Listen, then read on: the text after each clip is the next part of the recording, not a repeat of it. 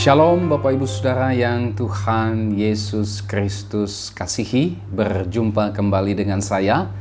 Dan kembali kita akan bersama-sama merenungkan satu bagian firman Tuhan. Namun sebelum kita akan bersama-sama membaca dan merenungkan firman Tuhan, mari kita berdoa memohon hikmat dan tuntunan Roh Kudus. Bapa di sorga, terima kasih, kami mengucap syukur oleh karena kemurahan Tuhan. Kami boleh diberikan kesempatan lagi untuk belajar kebenaran firman Tuhan yang tentunya menolong kami untuk semakin terus mengerti apa yang menjadi maksud kehendak Tuhan dalam kehidupan kami, sehingga di dalam pertolongan Roh Kudus kami didapat menerapkannya dalam kehidupan kami setiap hari. Berkati kami dengan firman-Mu, dalam nama Yesus kami berdoa, haleluya, amin.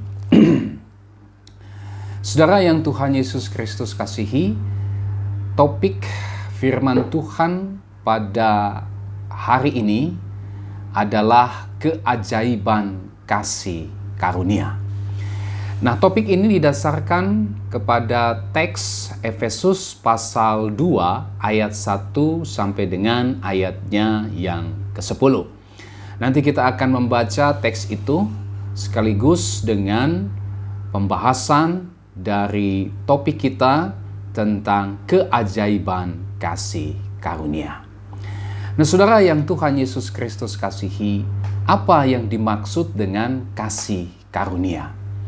Nah, istilah kasih karunia ini berasal dari kata Yunani charis. Ya. Apa itu charis? Charis secara umum berarti kasih karunia, anugerah atau kemurahan hati. Nah, seorang teolog yang bernama Kevin J. Conner, dia mendefinisikan kasih karunia itu sebagai muncul dari kebiasaan orang Yunani, yaitu ketika orang-orang Yunani ingin memberikan hadiah yang tentu saja pemberian itu didasarkan dari kemurahan hati yang murni. Dia memberi hadiah itu tanpa berpikir imbalan atau tanpa mengharapkan pamrih. Nah, kata yang digunakan untuk pemberian itu adalah charis, ya.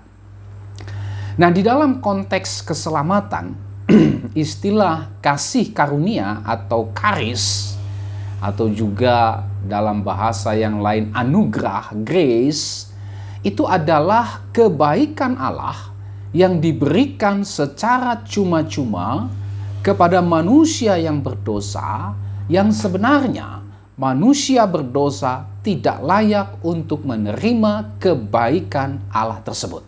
Ya. Jadi kasih karunia itu adalah kebaikan Allah yang diberikan kepada manusia berdosa secara cuma-cuma. Semata-mata bukan karena mereka layak, tetapi karena mereka tidak layak. Allah memberikan kebaikannya itu secara cuma-cuma karena manusia tidak layak sebenarnya menerima kasih karunia tersebut. Bahkan bukan hanya tidak layak, tetapi juga manusia tidak mampu untuk memperoleh, mendapatkan kasih karunia Allah itu dengan usaha manusia sendiri, atau dengan pekerjaan, dengan amal, dengan perbuatan baik manusia sendiri. Sehingga kasih karunia itu mutlak adalah inisiatif Allah, diberikan kepada manusia karena mereka tidak layak dan karena mereka tidak sanggup untuk mendapatkan, tidak mampu untuk memperoleh kasih karunia itu dengan usaha dan pekerjaan mereka sendiri. Nah, perikop yang menjadi renungan kita hari ini berbicara juga tentang kasih karunia. Kita akan melihat beberapa bagian dari Efesus pasal 2 ayat 1 sampai dengan ayat 10 ini tentang kasih karunia. Ada 3 hal yang kita akan lihat bersama-sama mengenai kasih karunia. Yang pertama, ayat 1 sampai dengan ayat yang ketiga, di situ kita bertemu dengan keadaan manusia sebelum manusia memperoleh kasih karunia Allah. Yang kedua, dalam ayat 4 sampai dengan ayat yang ke-9, kita bisa melihat bagaimana kasih karunia Allah itu dinyatakan kepada manusia. Dan yang ketiga, ayatnya yang ke-10, kita akan belajar apa yang menjadi tujuan Allah menyatakan kasih karunia-Nya kepada manusia. Nah, mari kita lihat yang pertama, ayat 1 sampai dengan ayat yang ketiga, keadaan manusia sebelum memperoleh kasih karunia Allah. Seperti apa keadaan manusia sebelum mereka memperoleh kasih karunia Allah? Di dalam ayat yang pertama, kita bisa menemukan keadaan manusia sebelum mereka menerima kasih karunia Allah adalah mati karena pelanggaran dan dosa-dosanya. Ayat 1, demikian firman Tuhan, kamu dahulu sudah mati karena pelanggaran dan dosamu. Inilah keadaan manusia sebelum menerima kasih karunia Allah. Manusia mati karena dosa dan pelanggaran mereka. Saudara, dosa mengakibatkan manusia mengalami kematian. Dalam Roma 6 ayat 23a di situ dikatakan bahwa upah dosa adalah maut. Ganjaran terhadap dosa adalah maut. Artinya dosa, pelanggaran-pelanggaran, pemberontakan kepada Allah itu diganjar dengan maut. Oleh karena dosalah manusia mengalami kematian. Perhatikan kata karena. Ya, kamu sudah mati karena. Apa yang menyebabkan manusia mati? Mati di sini pengertiannya adalah mati secara rohani. Yang menyebabkan manusia mati adalah karena pelanggaran dan dosamu. Jadi sekali lagi upah dari dosa itu adalah kematian, saudara. Ganjaran dari sebuah perbuatan dosa adalah maut atau kematian. Nah, pertanyaannya adalah apa sih yang disebut dengan kematian? Kematian yang pertama artinya adalah tidak mampu melakukan hal-hal yang benar di hadapan Allah. Ini mati. Akibat dosa, manusia tidak berdaya untuk melakukan hal-hal yang benar di hadapan Allah. Kejadian pasal 6 ayat 5 mengatakan, segala kecenderungan hati mereka, hati manusia itu adalah membuahkan kejahatan semata-mata. Inilah kematian itu. Kematian dimengerti sebagai ketidakmampuan manusia berdosa untuk melakukan hal yang benar di hadapan Allah. Yang kedua, mati. Apa maksudnya? Mati secara rohani artinya tidak mau melakukan hal-hal yang benar di hadapan Allah. Tadi yang pertama tidak mampu. Yang kedua, mati secara rohani artinya tidak mau melakukan hal-hal yang benar di hadapan Allah. Akibat dosa, manusia pada akhirnya menolak untuk melakukan hal yang benar di hadapan Allah. Manusia tidak suka perintah Allah. Manusia membenci Allah. Manusia memberontak kepada Allah. Dan apa yang dilakukan oleh manusia adalah terus-menerus berbuat dosa. Kenapa? Karena manusia tidak mau, tidak suka, tidak memiliki keinginan untuk melakukan hal-hal yang benar di hadapan Allah. Yang ketiga, mati. Apa yang dimaksud dengan mati? Mati artinya terpisah dari persekutuan dengan Allah. Alkitab mengatakan dalam kitab Yesaya, yang menjadi pemisah antara kamu dan Allahmu, yang menjadi pemisah sehingga dia tidak mendengarkan doamu, tangannya tidak kurang panjang untuk menolong kamu. Yang menjadi sebab itu semua adalah dosa dan pelanggaranmu. Dengan kata lain, saudara, dosa itu membawa keterpisahan dengan Allah. Dosa mengakibatkan manusia mengalami kematian. Maksudnya apa? Terpisah dari persekutuan dengan Allah. Manusia jauh dari hidup persekutuan dengan Allah. Manusia, dia tidak bisa lagi mengerti apa yang menjadi kehendak Allah dalam kehidupannya. Manusia tidak bisa lagi hidup dalam kebenaran Allah. Kenapa? Karena manusia berada di dalam kegelapan. Manusia terpisah dari Allah. Kenapa? Karena dosa dan pelanggaran manusia. Jadi inilah 3 arti dari mati karena pelanggaran-pelanggaran dan dosa-dosa manusia, di mana kematian ini merupakan keadaan manusia sebelum manusia memperoleh kasih karunia Allah. Yang kedua, bagaimana keadaan manusia sebelum memperoleh kasih karunia Allah? Selain mati karena dosa, yang kedua, manusia ayat yang kedua mengikuti jalan dunia ini. Saya baca ayat 2. Kamu hidup di dalamnya karena kamu mengikuti jalan dunia ini. Ya, mengikuti jalan dunia. Manusia yang berdosa, dia mengikuti jalan dunia ini. Artinya apa? Artinya manusia berada dan berjalan di dalam dunia yang penuh dengan dosa dan terus-menerus melakukan dosa. Dosa ini menjadi sebuah gaya hidup manusia, ya. Manusia sudah terbiasa dengan hidup dalam dosa. Manusia terus-menerus melakukan dosa sehingga dosa itu menjadi kebiasaan yang dilakukan oleh manusia. Yang ketiga, seperti apa keadaan manusia sebelum memperoleh kasih karunia Allah? Masih dalam ayat yang kedua.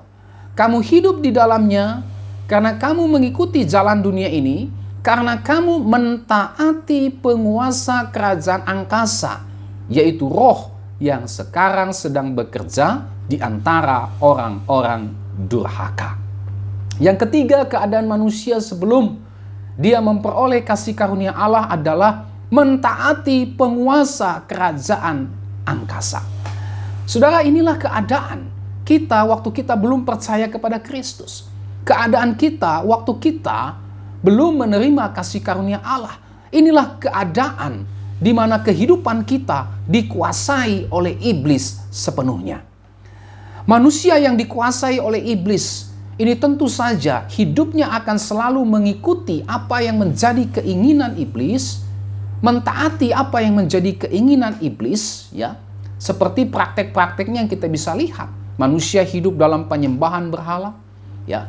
Manusia mempunyai jimat-jimat, mempercayai jimat-jimat, ya, mempercayai takhayul, mempercayai mitos, ya, mempercayai kepercayaan-kepercayaan, mengikuti dan melakukan tradisi-tradisi yang bersifat okultis, ya, terlibat bahkan dalam perdukunan, ramalan, satanisme dan sebagainya, ya. Nah, saudara, jemaat di Efesus sebelum mereka mengalami kasih karunia Allah, mereka dulu hidup dalam penyembahan berhala. Mereka hidup mentaati dan mengikuti apa yang menjadi kehendak dari iblis. Kenapa? Karena iblis berkuasa atas kehidupan mereka. Berbeda ketika mereka sudah diselamatkan, mereka tidak lagi hidup, ya, di dalam kuasa daripada iblis. Mereka telah dibebaskan dari kuasa iblis tersebut. Nah, orang yang belum mendapatkan kasih karunia Allah, orang yang tidak percaya kepada Kristus, orang yang berada di luar Kristus, hidupnya dikuasai oleh iblis. Itu sebabnya dia senang untuk melakukan hal-hal yang dikehendaki oleh iblis. Dia bangga kalau dia memiliki kuasa kegelapan di dalam kehidupannya. Inilah ciri manusia yang ketiga sebelum manusia mengalami kasih karunia Allah, mentaati penguasa kerajaan angkasa. Yang keempat, keadaan manusia sebelum memperoleh kasih karunia Allah, ayat 3a, hidup dalam hawa nafsu daging. Sebenarnya dahulu kami semua juga terhitung di antara mereka ketika kami hidup di dalam hawa nafsu daging dan menuruti kehendak daging. Ya. Jadi hidupnya saudara dikuasai oleh hawa nafsu daging. Oleh karena hidupnya dikuasai oleh hawa nafsu daging, maka keinginan orang tersebut adalah keinginan-keinginan daging yang akhirnya terlaksana, terwujud dalam melakukan perbuatan daging. Kita bisa baca dalam Galatia 5 ayat 19 sampai dengan 21. Di situ diuraikan seperti apa perbuatan daging yang merupakan buah dari keinginan daging, yang merupakan hasil dari kehidupan yang dikuasai oleh hawa nafsu daging. Oleh karena manusia dikuasai oleh hawa nafsu daging, maka seluruh keinginannya adalah keinginan daging, ya. Dan ini diwujud nyatakan atau diaplikasikan di dalam kehidupan di mana ia suka melakukan perbuatan daging.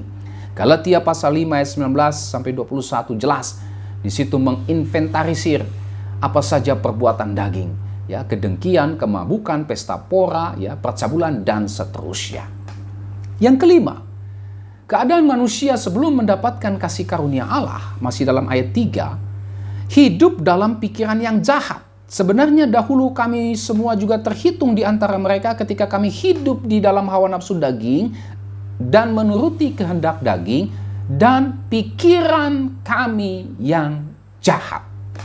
Istilah pikiran di sini, saudara, bisa berarti daya pikir, jalan pikiran, apa yang dipikir, dorongan hati. Pikiran atau dorongan hati yang jahat ini bersumber dari pikiran yang dikuasai oleh tadi hawa nafsu daging, yang menghasilkan keinginan yang jahat yang diwujudkan pada akhirnya dalam tindakan atau perbuatan yang jahat. Inilah keadaan kita, keadaan manusia sebelum memperoleh kasih karunia Allah. Apa itu? Pikirannya adalah pikiran-pikiran yang jahat dan pada akhirnya dinyatakan di dalam perbuatan yang jahat. Yang terakhir, seperti apa keadaan manusia sebelum mengenal Allah, sebelum mendapatkan kasih karunia Allah? Ayat yang ketiga, berada di bawah murka Allah. Sebenarnya dahulu kami semua juga terhitung di antara mereka ketika kami hidup di dalam hawa nafsu daging dan menuruti kehendak daging dan pikiran kami yang jahat. Pada dasarnya kami adalah orang-orang yang harus dimurkai sama seperti mereka yang lain. Saudara, keadaan manusia, keadaan kita dulu sebelum percaya Kristus, sebelum menerima kasih karunia Allah, kita hidup dalam pelanggaran-pelanggaran, kita hidup dalam dosa-dosa, kita mengikuti jalan dunia, kita terlibat dalam berbagai bentuk praktek okultisme, kita hidup dalam hawa nafsu daging, kita adalah orang-orang yang memberontak kepada Allah, dan kita sudah sepantasnya, kita seharusnya dimurkai Allah. Kita semua ini berada di bawah hukuman Allah oleh karena perbuatan-perbuatan, pelanggaran-pelanggaran kita yang berdosa di hadapan Allah. Nah, saudara yang Tuhan Yesus Kristus kasihi, inilah keberadaan manusia sebelum mengalami kasih karunia Allah. Orang yang berada di luar Kristus, beginilah keadaannya. Orang yang belum percaya kepada Kristus, seperti inilah keadaannya. Orang yang belum memperoleh kasih karunia Allah, seperti inilah keadaannya. Ya, mereka hidup di luar Kristus. Mereka hidup dalam dosa dan pelanggaran. Mereka terus-menerus memuaskan apa yang menjadi keinginan hawa nafsunya. Mereka tunduk dan taat kepada iblis, terlibat dalam praktek okultisme, berada di bawah kuasa iblis, dan berada di bawah murka Allah. Tentu saja ini merupakan sebuah kehidupan yang sangat mengerikan, saudara. Keadaan manusia yang mengerikan ini tidak bisa diubah oleh apapun juga. Ya, saudara dan saya, seluruh manusia sebelum percaya Kristus, sebelum memperoleh kasih karunia Allah, seperti inilah keadaannya. Dan tidak ada yang bisa mengubah keadaan manusia tersebut, keadaan kita tersebut, entah itu pendidikan, tidak bisa. Entah itu hukum dan peraturan-peraturan, tidak bisa. Entah itu budaya, adat istiadat, lingkungan yang baik, tidak bisa. Tidak bisa mengubah kita dari kehidupan kita yang begitu mengerikan itu. Bahkan, saudara, agama sekalipun tidak bisa membebaskan kita, tidak bisa mengubahkan hidup kita yang sedemikian mengerikan, kecuali hanya oleh kasih karunia Allah. Nah, seperti apa kasih karunia Allah itu dinyatakan kepada manusia yang berdosa? Seperti apa kasih karunia Allah itu dinyatakan kepada kita yang dulunya adalah orang berdosa? Nah, itu dijelaskan di dalam ayat 4 sampai dengan ayatnya yang ke-9. Di dalam bagian ini kita melihat bagaimana kasih karunia Allah itu dinyatakan kepada manusia yang hidup di dalam dosa, manusia yang tidak bisa melepaskan dirinya dengan kekuatannya sendiri dari kuasa dosa, dari kutuk dosa atau murka Allah, dan dari cengkraman kuasa-kuasa iblis. Di dalam bagian ini, Alkitab menjelaskan kasih karunia Allah yang membebaskan manusia dari belenggu dosa, kutuk dosa, dan cengkraman kuasa iblis. Inilah keajaiban kasih karunia. Apa itu keajaiban kasih karunia? Mengubah manusia berdosa, ya, membebaskan manusia berdosa dari kutuk dosa, dari kuasa dosa, dari cengkraman iblis, dan mengaruniakan kepada manusia keselamatan kekal di dalam satu pribadi, yaitu Tuhan Yesus Kristus. Nah, saudara, di dalam bagian ini kita bisa melihat dengan jelas seperti apa kasih karunia Allah itu dinyatakan kepada manusia. Yang pertama, perhatikan ayat yang keempat. Di dalam ayat yang keempat dikatakan, tetapi Allah yang kaya dengan rahmat, oleh karena kasih-Nya yang besar, yang dilimpahkannya kepada kita. Ya, bagaimana manusia bisa memperoleh kasih karunia Allah? Yang pertama, semata-mata adalah oleh karena kasih-Nya yang besar. Allah yang kaya dengan rahmat itu, Dia menyatakan kasih-Nya kepada kita yang berdosa. Menyatakan kasih-Nya kepada manusia yang berdosa. Dengan cara apa? Allah berkenan untuk menyelamatkan manusia yang berdosa. Ya, inilah wujud dari kasih Allah. Manusia bisa memperoleh kasih karunia Allah itu semata-mata oleh karena besarnya kasih Allah kepada manusia yang berdosa. Nah, di dalam ayat ini kita bisa menemukan bagaimana kasih Allah yang besar tersebut dinyatakan kepada kita. Yang pertama, ayat 4-5. Menghidupkan kita bersama-sama dengan Kristus. Allah yang penuh rahmat itu, oleh karena kasih-Nya, berkenan memberikan kasih karunia-Nya kepada kita, dalam bentuk apa? Dalam bentuk menghidupkan kita bersama-sama dengan Kristus. Menghidupkan. Apa makna menghidupkan dalam bagian ini? Menghidupkan di sini punya arti, saudara. Melalui kematian dan kebangkitan Kristus, Allah memberikan kepada kita kehidupan yang baru, yang sama sekali berbeda dengan kehidupan kita sebelumnya, sewaktu kita masih hidup di luar Kristus. Ya, ini makna menghidupkan.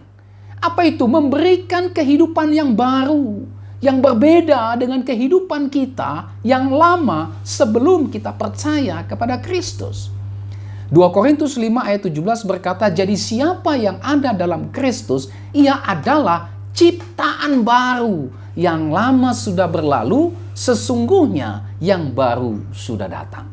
Inilah arti dari menghidupkan. Saudara dan saya diberikan kehidupan yang baru, yang sama sekali berbeda dengan kehidupan kita sebelum percaya kepada Kristus. Jadi orang yang percaya kepada Kristus, orang yang memperoleh kasih karunia daripada Allah di dalam Kristus, cirinya adalah hidupnya beda. Hidupnya tidak sama lagi seperti waktu dia hidup di dalam kegelapan. Ya, ini maknanya. Yang kedua, menghidupkan di sini artinya apa? Menghidupkan di sini artinya Allah membawa kita dekat dengan Dia. Dulu kita terpisah dengan Allah oleh karena dosa dan pelanggaran kita. Tetapi sekarang kita dekat dengan Allah.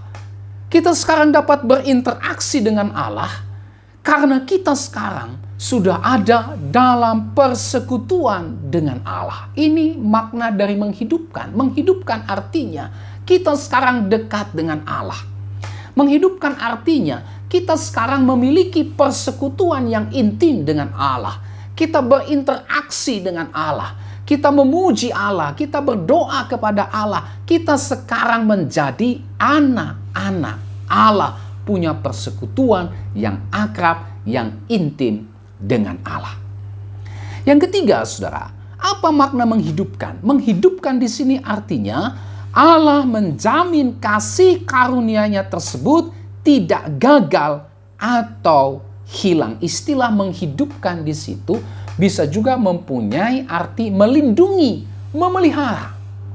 Jadi pada saat Allah mengaruniakan kasih karunia-Nya berupa keselamatan kepada kita, maka Allah sendirilah yang menjamin keselamatan itu, sehingga keselamatan yang diberikannya kepada kita, yang merupakan wujud dari kasih karunia-Nya kepada kita, itu tidak bisa gagal dan itu tidak bisa hilang.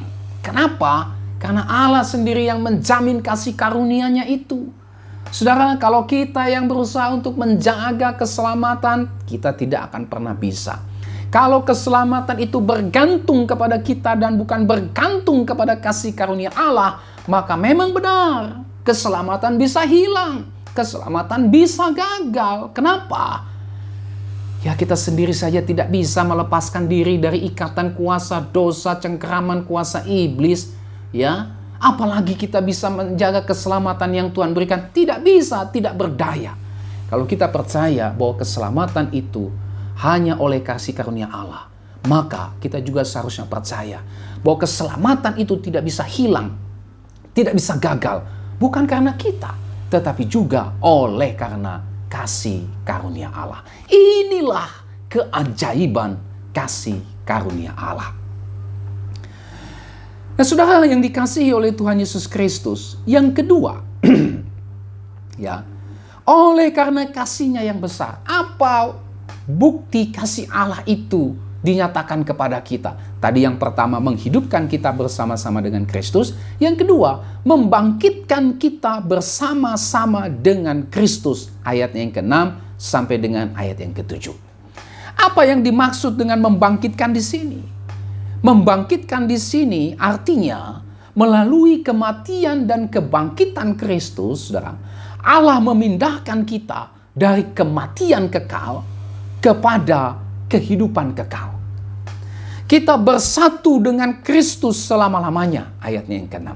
Ini makna dari membangkitkan kita bersama-sama dengan Kristus. Membangkitkan berarti juga Allah mengangkat kita keluar dari kutuk dosa dan mengaruniakan kepada kita berkat-berkat Allah. Baik berkat pada saat ini maupun juga pemenuhannya nanti ketika Dia datang yang kedua kali. Nah, saudara yang Tuhan Yesus Kristus kasihi, inilah kasih Allah. Karena begitu besar kasih Allah, kasih-Nya itu dinyatakan kepada kita melalui anaknya Tuhan Yesus Kristus. Allah mengasihi kita sehingga Dia mengutus Yesus Kristus untuk mati dan bangkit bagi kita, sehingga dengan demikian kita pada akhirnya memperoleh persekutuan dengan Allah. Keselamatan itu adalah karena kasih Allah yang besar yang diberikannya kepada kita. Kasih karunia Allah tersebut, sekali lagi, hanya dinyatakan, hanya ada, hanya bisa dialami di dalam dan melalui Tuhan kita Yesus Kristus. Nah, saudaraku yang Tuhan Yesus Kristus kasihi, inilah hal yang pertama, bagaimana manusia bisa memperoleh kasih karunia Allah. Semata-mata hanya oleh kasih-Nya yang besar, di mana kasih-Nya itu diwujudkan dengan menghidupkan kita bersama-sama dengan Kristus dan membangkitkan kita bersama-sama dengan Kristus. Bagaimana kita bisa memperoleh kasih karunia Allah? Yang kedua, selain oleh karena kasih-Nya yang besar, yang kedua yang perlu kita pahami, yang perlu kita imani, itulah bukan usaha dan hasil pekerjaan manusia. Ayat 8 sampai dengan 9. Di situ dikatakan, sebab karena kasih karunia kamu diselamatkan oleh iman, itu bukan hasil usahamu, tetapi pemberian Allah. Itu bukan hasil pekerjaanmu, jangan ada orang yang memegahkan diri. Itu bukan hasil usahamu, tetapi pemberian Allah. Itu bukan hasil pekerjaanmu, jangan ada orang yang memegahkan diri. Saudara, ketika Paulus menulis surat ini, mungkin Paulus juga sedang menegur ya beberapa jemaat di Efesus yang mungkin masih ada di antara mereka yang menganggap bahwa keselamatan itu bisa mereka peroleh dengan perbuatan baik mereka. Itulah dengan cara melakukan seluruh hukum Taurat. Nah, di dalam bagian ini Paulus mungkin menasihati mereka bahwa keselamatan itu bukan karena perbuatanmu, bukan karena kamu melakukan hukum Taurat. Kenapa? Karena tidak ada seorang pun yang bisa diselamatkan karena melakukan hukum Taurat. Oleh sebab itu Paulus mengingatkan bahwa kamu diselamatkan bukan karena melakukan hukum Taurat, bukan karena usaha pekerjaan baikmu, tetapi karena kasih karunia Allah. Paulus menasihatkan mereka supaya mereka jangan sampai pada akhirnya menyombongkan diri, saudara. Ya, menyombongkan diri, ya, bahwa keselamatan yang mereka terima itu adalah karena jasa, usaha, pekerjaan, atau amal perbuatan baik mereka. Nah, saudara-saudara, hal yang sama juga berlaku bagi kita.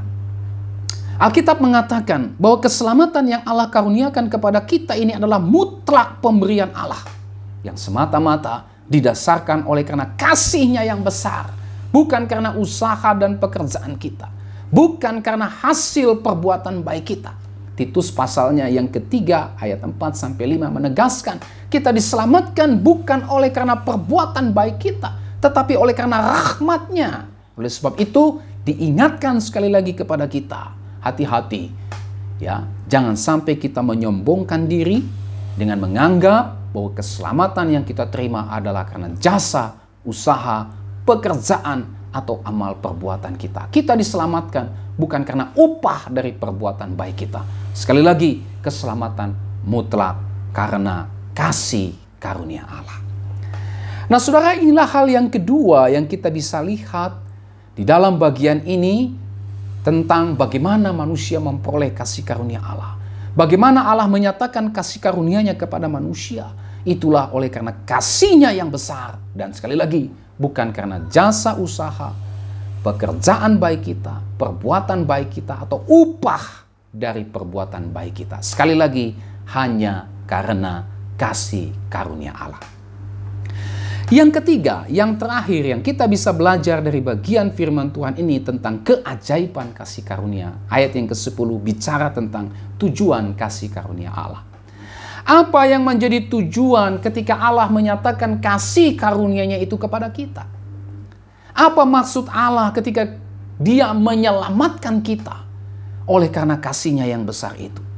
Yang jelas, ayat yang 10 berkata, karena kita ini buatan Allah, diciptakan dalam Kristus Yesus untuk melakukan pekerjaan baik yang dipersiapkan Allah sebelumnya.